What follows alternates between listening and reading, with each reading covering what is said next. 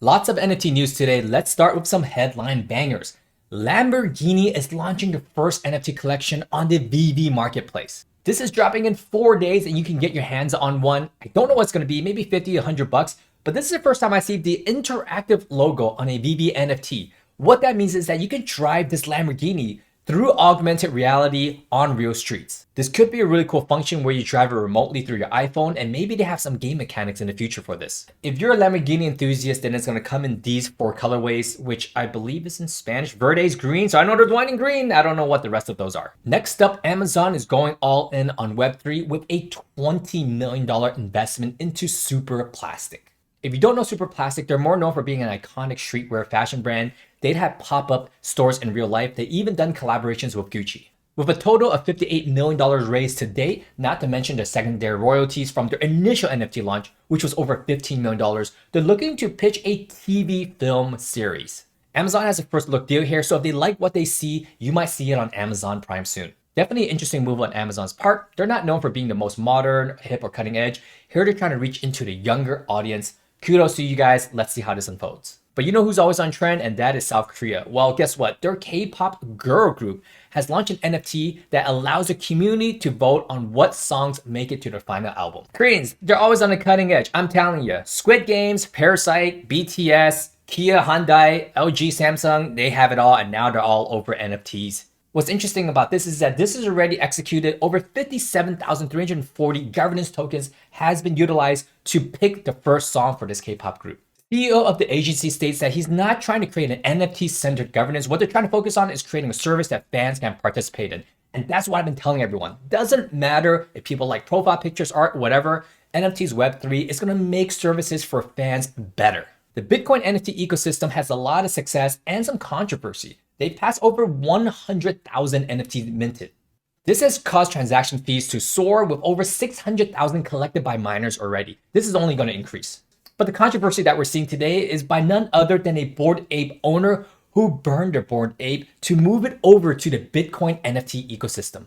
But hold on, Yuga says this is an illegitimate ape. Let's take a look at it. Right now, there's not a lot of prominent NFT artwork from Bitcoin NFT's creator. So what did they do? They borrowed the prominent project from Ethereum. And the way to leverage that is to burn NFTs from different chains and to put it on Bitcoin only. The owner created this protocol called Teleburn and was looking for notable punks or apes to start the movement. And this person right here, Jason A. Williams, said, "Help me." He was ready to dive straight in. The Bored Ape community is split on this and it's causing a lot of controversy because the value of an ape is it worth more on Bitcoin or on Ethereum? And before anyone else jumped headfirst, the community has already spoken that this is not truly a burn. It was just pointed to another address. And if you don't control the address, you don't own the licensing rights of that ape.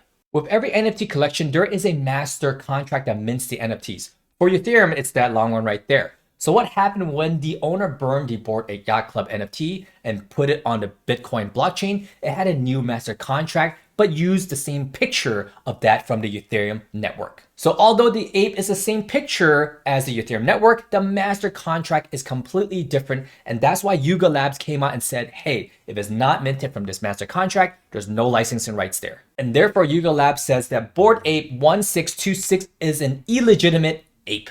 Regardless of whether it's on Ethereum or Bitcoin, a lot of influencers think that this is going to carry a lot of value because it's the first of its kind. We all know how powerful meme culture is, and basically he turned it into an ultra rare ape over in the Bitcoin network because it's the first one there. I believe this statement right here that the market is going to give it its value as its own unique piece of art, whether it be on Bitcoin, Ethereum. It's the first time this has happened. It's probably going to hold some value.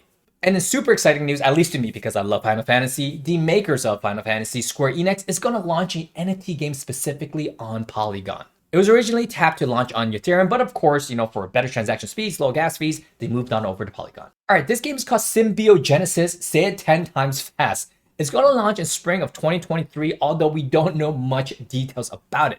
What's interesting about it is that it's featured as a global NFT collectible art project, but has real game utility. What does that mean? This commercial has absolutely no information. It's a bunch of scrolling text messages, something that I could have created. They put zero effort here on this at all. Well, we have some small updates here. Just released 4 hours ago. The Symbiogenesis, I can't say the word, NFT collectible art will be Ethereum based and its game utility will be Polygon based. That makes sense because it's tough to buy artwork on Polygon, on OpenSea, Blur, LooksRare, more the highly traded NFT projects on Ethereum. So it makes sense that the artwork's on Ethereum, but the gameplay will be on Polygon. Now to wrap things up, there's some real problems in the real world that NFTs are solving. Supply chain is one of them. You might be thinking, well, supply chain is so boring. What does it have to do with me? And it has everything to do with you. Counterfeiting goods cost consumers like us over $232 billion. But on top of that, it has major health implications. That's right, even food is counterfeited. We're talking about peanut oils, olive oils, cheeses, meats, I mean everything. If you don't know the total touch points in the supply chain, a lot of counterfeiting could be happening. My wife is a pharmacist, and definitely she could vouch that pharmaceutical drugs is one of the biggest culprits out there with over 200 billion per year in counterfeits. Don't even have to be drugs. We're talking about supplements there that could be just be placebos that me and you as a consumers are consuming. So NFTs help us solve this problem. So digital recording is going to help solve a lot of these problems. Digital NFTs will help a lot of these problems also, where they put in a RFID chip or a NFT chip to really trace where the product's coming from. And the benefits of the consumers is to see the evolution of the product at different stages. And we have more accuracy to determine the expiration of food or goods or even clothing. There's a lot more disruption that NFTs will bring and problem solving that it will do, but we would have to go on forever. To learn more about NFTs and how to position yourself to gain some massive wealth there, check out my link down below. I talk NFTs all day with my community members. Also follow along because we have 3 market updates weekly. I'll see you guys on the next one. Peace.